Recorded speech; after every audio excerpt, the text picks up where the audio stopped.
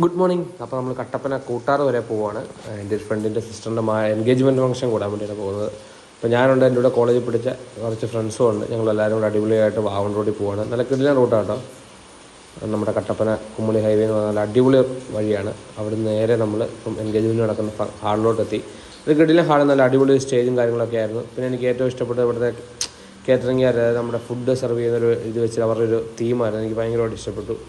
Your satisfaction is our success. വളരെ ശരിയായൊരു കാര്യമാണ്. ഏതൊരു എന്താ പറയുക, ബിസിനസ് ചെയ്യുമ്പോഴും കസ്റ്റമേഴ്സിൻ്റെ സാറ്റിസ്ഫാക്ഷനാണ് നമ്മുടെ ഏറ്റവും വലിയ ബിസിനസ് എന്ന് പറയുന്നത്. നമ്മൾ കുറച്ച് കഴിയുമ്പോഴത്തേക്കും നമ്മുടെ ചെറുക്കനും പെണ്ണുമെല്ലാം എത്തി.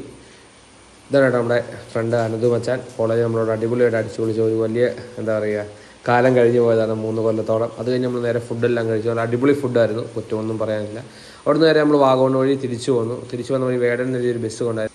വേടൻ ഇത്രത്തോളം ആരാധകരുണ്ടെന്ന് എല്ലാവരും മനസ്സിലാക്കേണ്ടി വരും. കാരണം ഇപ്പോൾ വേടനെ പറ്റി ഒരുപാട് വേറെ വീഡിയോസും കാര്യങ്ങളും വരുന്നുണ്ട്. അത് ആരാണെന്നും കൃത്യമായിട്ട് തന്നെ നിങ്ങൾക്ക് മനസ്സിലായി കാണും. നമ്മുടെ പുതിയ സീരീസ് വീഡിയോസ് എല്ലാം വരുന്നുണ്ട്. കാണുക, സപ്പോർട്ട് ചെയ്യുക.